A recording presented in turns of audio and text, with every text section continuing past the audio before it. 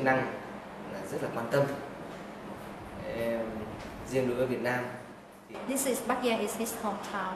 His position in this school is that the president of the youth union, and he working as the member of the project management committee. To him, road safety is a big concern and issue in Vietnam. When all the government they really concerned about that, because the rate, the number of accidents that happen every year is very high, and thus can cause a lot of consequence for the society and for the people. So right now, not only one location, one provinces in Vietnam that care about that, but it's become a national program. I think this meeting, and you will see more in other meetings, that it show the current situation of the drink driving problem in Vietnam. It is more important is that it show the needs and the high demands of the communication campaigns and education campaigns. And the people here, they want to do that, but they don't know how to do it effectively. So if we can implement a good road safety, we can save life and can reduce the consequence from the traffic accident. And that's why the school here pay a lot attention to the program. Dr. Tam, what do you think of this new visit with this 15 to 17 target group? So today we visit the high school, and we can see from the leaders, from the teachers and the representatives of the parent associations, they consider road safety is very important, and the sooner we educate, the sooner we raise awareness for the people, it is better. Xin giới thiệu với lại anh chị thì em tên là Thân Quang Tiến. Now is the president of secretary youth union at commune level. It's quite long, and he through the activity of the club, he aware that it's very important to do the road safety, because the road safety is to protect themselves. So if they don't have a good behavior or attitude when they participate in the traffic, the consequence of the traffic accident can put on the shoulder of their family. Nói chung là thưa chị, nếu mà theo He mentioned about the number that is about 10,000 people die per year.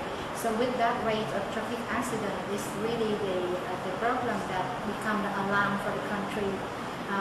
So right now, drinking when they participate in the traffic is something that should be limited. He has marriage, he has wife and children, so he also has to control himself and not drink so much. He encourage more members to register to the club, because the age from the worker is from the age 20-25. Even to understand what is the right, what is the wrong behavior, attitude when they participate in the traffic. Thanks to that, they can reduce the traffic accident.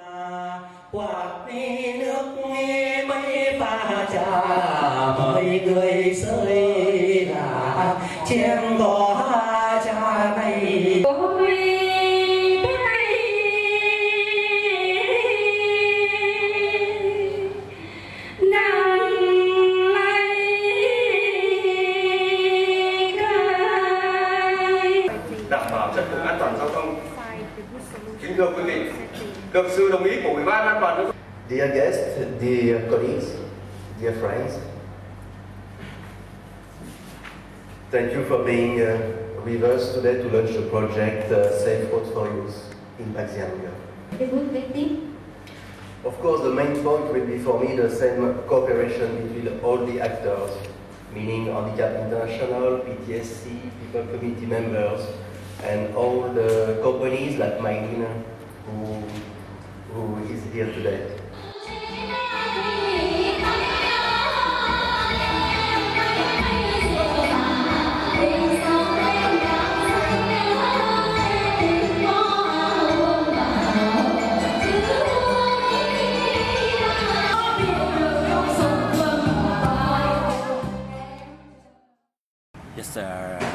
morning is a very good visit, and it's great opportunities for us to go to one of the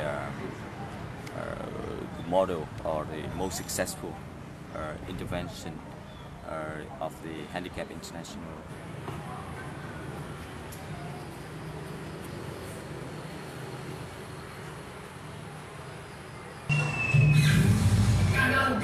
Chết rồi đi sang này rồi còn quy động nữa nè, thẳng xè gió xe khách bạn thấy luôn yêu mình câu trách nhiệm trong đây được chưa, và khi đi các con lưu ý là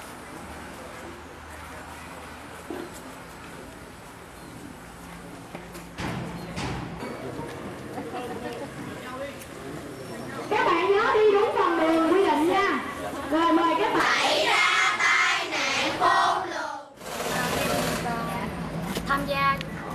For safety subject for all the grade, from grade 1 to grade 5. Her class is considered as a model class that the other class can come and observe. Dạ thưa cô là To him it's very useful and interesting because it can help them to be safe when they participate in the traffic outside of the school. biết thêm về an toàn giao thông. Dạ ba mẹ nói là cần. Their parents also have some regular reminder to them. They have to always remember that they have to walk in the right side, not go in the middle of the line. Thì phải có người lớn.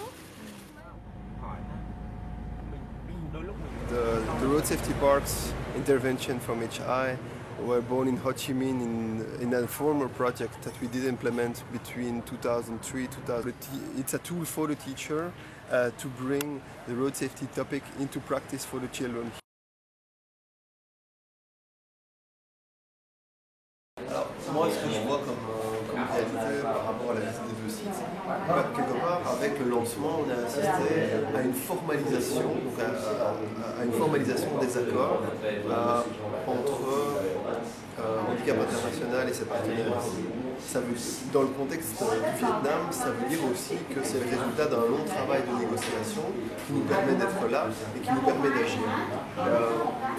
Je crois aussi que dans les visites qu'on a pu voir, qu'il y a effectivement énormément de potentialité par rapport d'une part des groupes qui sont déjà, comme on l'a discuté déjà, qui sont déjà organisés, qui sont intéressés par le sujet, et d'autre part aussi, notamment via la divulgation des premiers résultats de la recherche, on voit réellement qu'il y a un besoin. Parce que finalement, ce projet, quelque part, est né d'un sentiment, est né d'une impression, est né de données partielles. Mais là, finalement, on arrive avec une vision beaucoup plus objective de la problématique, mais aussi des idées concrètes de la manière dont on pourrait justement travailler pour faire évoluer la situation dans le sens positif. Donc là où on en est aujourd'hui, j'ai envie de dire qu'on a d'une part réussi à implanter le projet de manière institutionnelle et de manière formelle. D'un niveau concret aussi, on a vraiment établi des bases d'action, c'est-à-dire on a établi 2 bureaux, on a recruté l'ensemble du personnel, on a pris du temps aussi pour former le personnel. En tout cas, c'est un on-the-job training, mais on a déjà pris un temps justement à impliquer l'ensemble du personnel HI dans la logique du projet. On a aussi amorcé la réflexion sur l'ensemble des mécanismes, sur l'ensemble du réseau qui était à mettre en place. Maintenant, j'ai envie de dire que l'ensemble des éléments sont rassemblés pour qu'on puisse faire un travail intéressant. Ce qui joue contre nous, et ça je crois que c'est dans le cas dans tous les projets, c'est le temps, et c'est évidemment aussi parfois aussi l'argent. Mais je crois qu'au niveau le budget correspond à l'idée initiale qu'on avait. Je crois qu'on va pouvoir réaliser quelque chose d'important avec ce projet-là. Maintenant, simplement, c'est l'enjeu, c'est de pouvoir très rapidement mettre l'ensemble de ces facteurs au sein d'un même projet et de lancer la chose, et se lancer dans les activités. Ça veut dire très concrètement, d'une part, finaliser le mode de communication, les mécanismes de management et les mécanismes de planification, de monitoring au sein du projet. Donc, c'est-à-dire que les acteurs sont un petit peu regroupés dans différents pôles et pouvoir comprendre, il faut vraiment pouvoir finaliser le schéma de communication et de fonctionnement entre ces différents acteurs, et d'autre part aboutir très rapidement à un plan d'action et une mise en œuvre de ce plan d'action et d'un suivi. Actually, it takes a long time to prepare for the project committee. Now, President of People Committee and Chairman of PTSC have just signed the letter on human resource on PC member. The challenging is how we collaboration between Handicap International and PC member. The good one is now we have the PC group already, but I would like to have the more corporate, more coordinate from each department. It means that each PC member. Okay, so for you, there is still some work to do to have all the community actors involved in the project. Yes, it's really that I would like to have a more relationship with community. Okay, and you know, for you, who are the priority community you would like to work? There is some priority for road safety project in Bangkok. So who are the communities, for instance, that you would like to... For example, the company, we work with the worker. We need involvement of the company board of director and also Dolisa. Okay. Dolisa is the Department of Labor, Social Welfare. Social welfare. Very good. So I wish you good luck for all the work. Yeah, and how many people work with you here in Binh Quang? In Binh Quang, here in my office, only two. Two with you. Yes. Okay. I am Miss Nia, and we on the way to recruit a new member, the local Eston from. It is a member from PTSC. Yes, it's very good for our meeting today. That it's also it is now it's more promising for me, and I feel more relief after the meeting this afternoon, because compared to the situation just 1-2 months ago, it has been changed.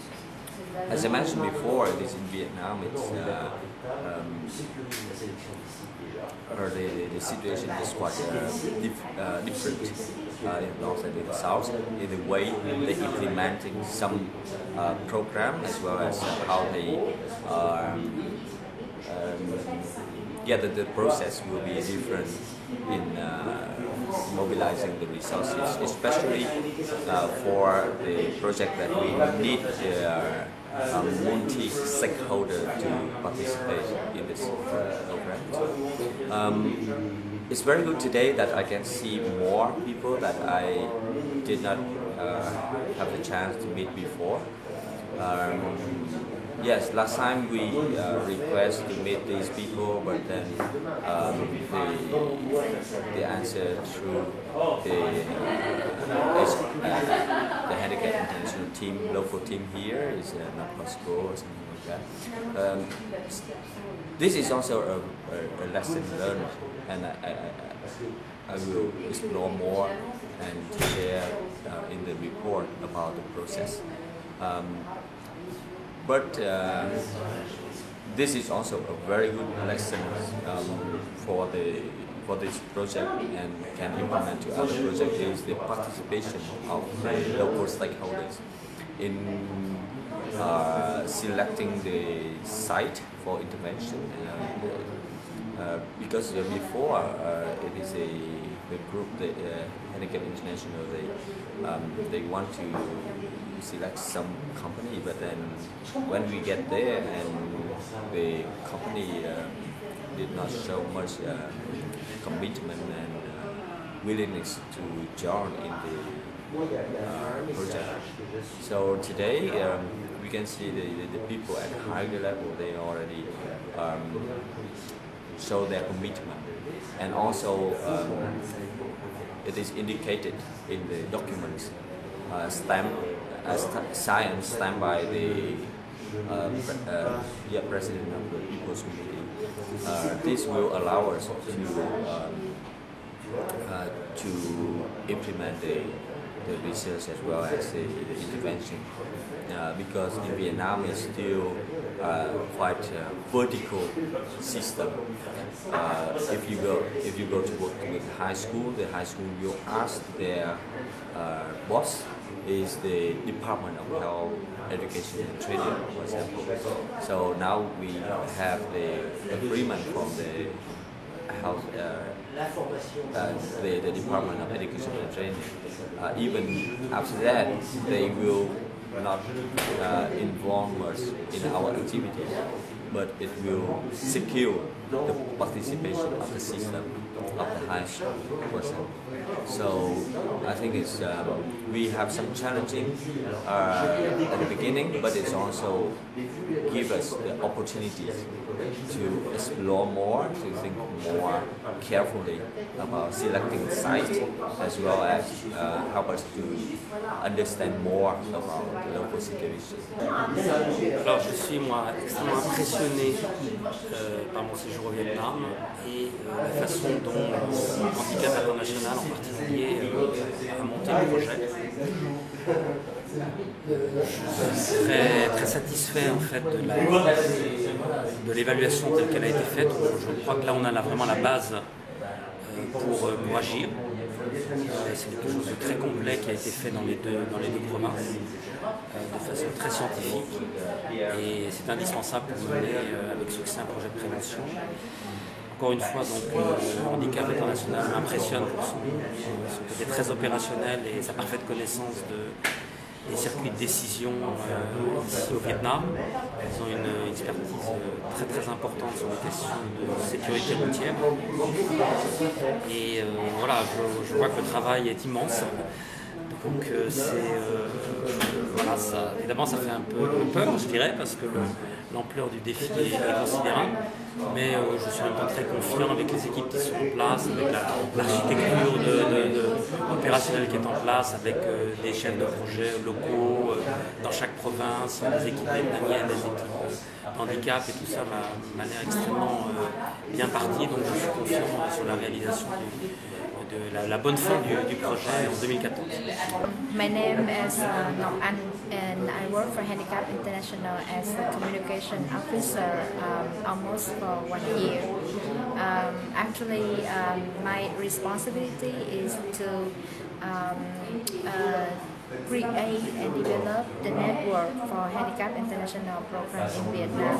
So I will take care of all the media and all the internal article that need to be published in the Handicap International website.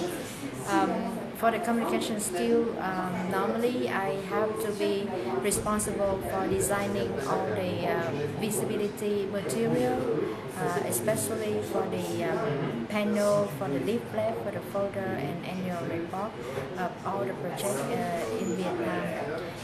Especially for the project here, I see there is a huge requirement on media and communication tools and means. So I'm ready for all the technique that can answer for video clip design, a game show, contact with journalists, and even for the television channel. If we have a forum or we have online game show that the youth people can participate to send a message to everyone.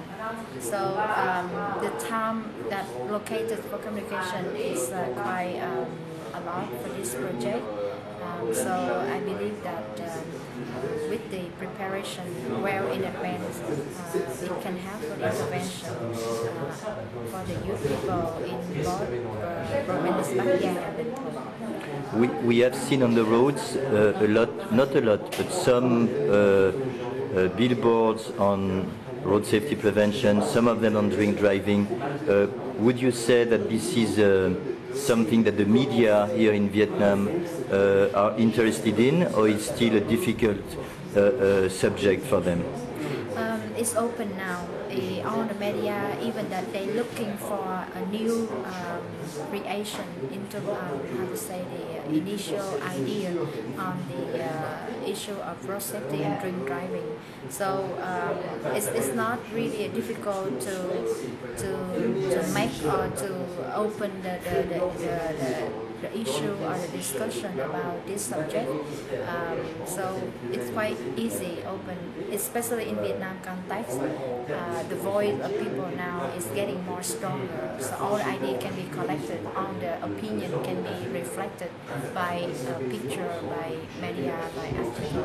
So it's not so much difficult for prevention in Vietnam so far.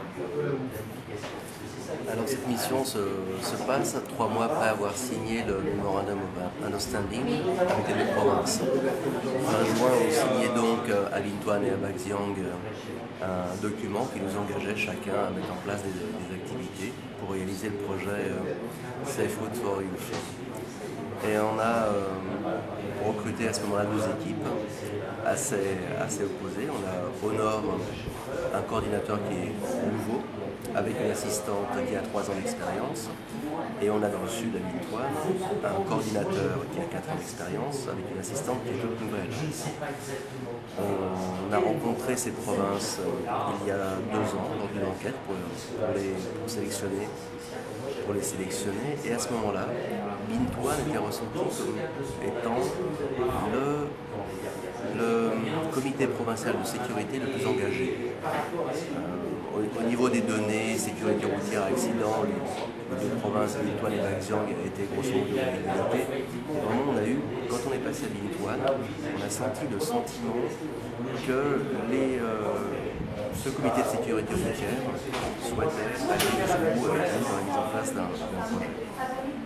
Et on se rend compte que finalement, après 3 mois d'activité, c'est finalement Bac Giang qui est allé un peu plus vite dans la mise en place de la recherche, de l'étude, de la baseline, et que Binh Thuan est un petit peu derrière pour raison qu'on a analysé comme étant une mauvaise coordination. Mauvaise coordination entre les partenaires qu'on a analysé. Et finalement, on se rend compte qu'entre le moment de l'étude et le début du projet, on va dire signature des MOU en juin 2012, il y a eu des changements dans l'équipe. Et le comité de sécurité routière de Binh Thuan se retrouve sans leader aujourd'hui. La personne que l'on avait rencontrée, le chef de ce service, était leader, portait la connaissance, était écouté par tout le monde. Il a été nommé à un poste plus haut, il n'a pas pu refuser, et on se retrouve avec un nouveau leader, junior, qui n'a pas encore les capacités de répondre à tous les demandes. Voilà. Alors, bien entendu, on est en train de mettre en place une nouvelle stratégie pour rectifier le tir, et on espère que dans les 2 mois à venir, on aura une nouvelle équipe, des nouveaux collègues, des nouveaux partenaires à Binh Thuan qui vont accompagner les équipes de recherche et l'équipe du projet pour arriver à mettre des actions en place. D'accord. La manière dont aujourd'hui le travail de tes équipes sur les 2 sites s'est déroulé avec quand même un grand nombre de réalisations déjà, puisque le partenariat, on va dire local, est à Bac Giang, comme tu le disais, très fortement dessiné, et à Binh Thuan, dans cette difficulté aussi quand même déjà esquissé. Est-ce que tu as est-ce que ça te renforce dans ta conviction que le projet va répondre à une nécessité et que donc ça légitime en fait ces efforts importants qui ont été faits jusqu'à aujourd'hui? Le projet répond à une réalité.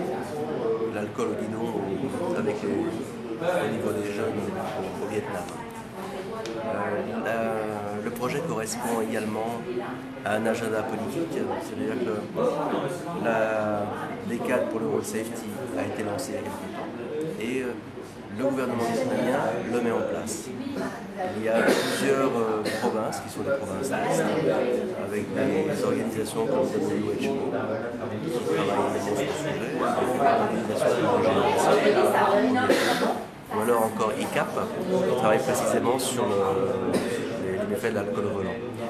Et il y a une réelle volonté et un soutien très fort de la part du ministère des Transports, de la part du Comité national de sécurité routière sur notre projet.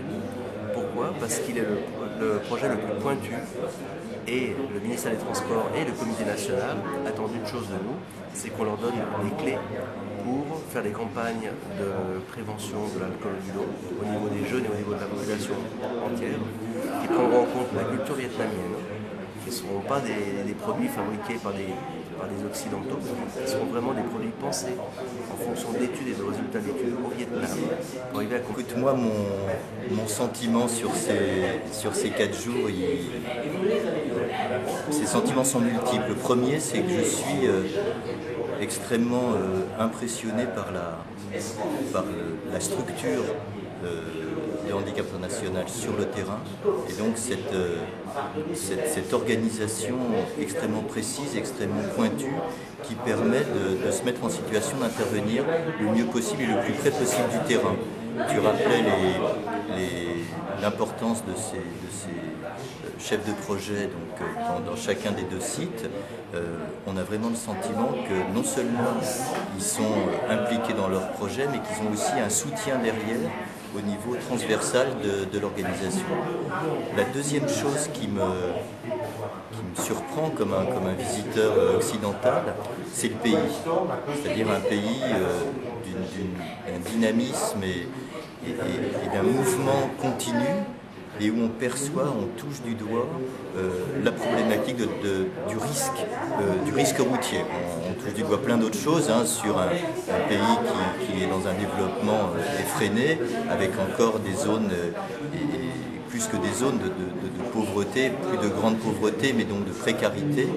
Mais cette précarité, on la retrouve sur la route, ces motos qui envahissent l'espace routier, ces casques, et puis une vision très embryonnaire de la prévention. On a vu quelques panneaux, on pose des questions, on n'a pas encore une vraie conscience du risque. La troisième chose, c'est cette organisation verticale auquel vous vous confrontez, qui est quand même extrêmement particulière et propre à, peut-être pas simplement au Vietnam, mais auquel vous devez consacrer beaucoup de temps et beaucoup d'efforts. Et ces 2 grandes manifestations où on a été, tant à Bac Yang qu'à Binh Thuan, montrent l'ampleur de la tâche qui doit être le prélude aux actions. Et c'est vrai que quand on pense à un projet à 3 ans, on est sans doute de toute façon court, parce qu'il y a forcément 1 an de débroussaillage de ce partenariat institutionnel, et je pense que c'est quelque chose sur lequel il faut qu'on réfléchisse dès à présent. L'élément suivant, c'est le sérieux avec lequel la recherche a été effectuée. Et ça, je pense depuis le début que l'intelligence avec laquelle vous avez pu collaborer avec TAM et avec le projet de recherche met vraiment la barre haute, c'est-à-dire qu'on commence un projet avec des premiers résultats, et qui ne sont pas du tout des résultats anodins en termes d'accidentalité, voire même des résultats surprenants. On a eu une réunion où, quand on demande le chiffre d'accidentalité mortelle au Vietnam, on a une estimation qui est la moitié du chiffre réel. Donc on est vraiment dans un terrain neuf. Et puis le dernier point, c'est l'enjeu. Je crois que c'est un des gros enjeux. Est-ce qu'on est capable, dans une organisation verticale comme celle-là, de mettre en place un cadre participatif? Donc de trouver la manière d'impliquer les jeunes et ceux qui travaillent avec eux dans une vraie réflexion. On est passé aujourd'hui sur une route où on est arrivé à un moment à une sortie d'école. On a vu 2 enfants qui tendaient une corde sur la nationale 1 qui vient d'Ho Chi Minh Ville. Un spectacle tout à fait surprenant qui permettait donc aux lycéens de s'engager sur la route, mais une route nationale, en bicyclette.